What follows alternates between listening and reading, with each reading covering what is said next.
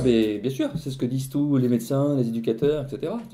Comment faire de la prévention de quelque chose qui est juste interdit et qui est globalement diabolisé? C'est effectivement extrêmement compliqué.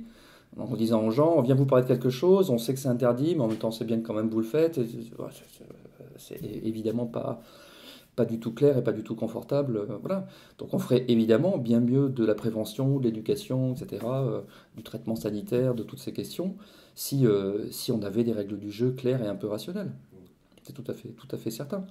De même que il est tout à fait clair aussi qu'on réduirait l'importance qu'ont les organisations criminelles.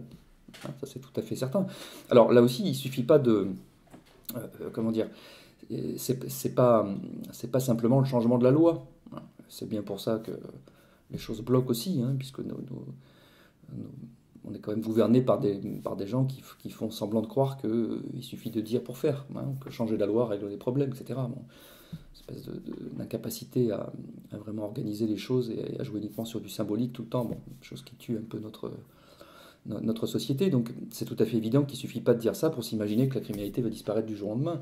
Bien sûr que si on réglemente les drogues, si on autorise sous condition un certain nombre de productions, etc., et de consommation, bien sûr que ça va réduire considérablement les flux. Hein, ça va réduire la demande sur le marché illégal, ça va réduire les flux, etc.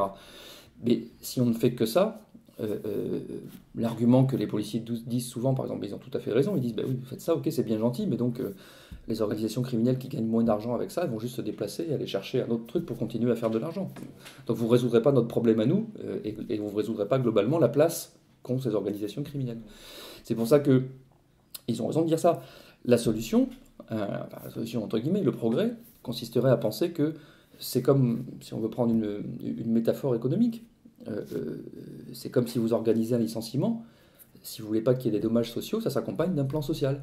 Voilà. Ben, moi je dis c'est la même chose. Il faut effectivement sortir de ce système de prohibition qui en fait fait le jeu des organisations criminelles, complètement. Il faut donc réglementer tout ça, autoriser sous conditions, etc.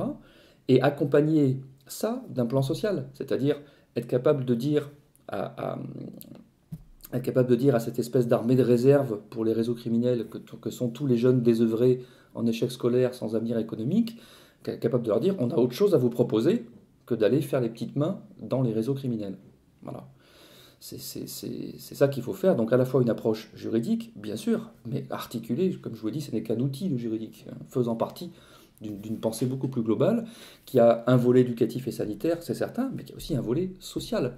Il faut absolument faire quelque chose contre l'ampleur de ces deux fléaux qui ravagent les quartiers populaires en France, que sont l'échec scolaire et le niveau du chômage des jeunes non qualifiés ou peu qualifiés, qui découle en grande partie de cet échec scolaire.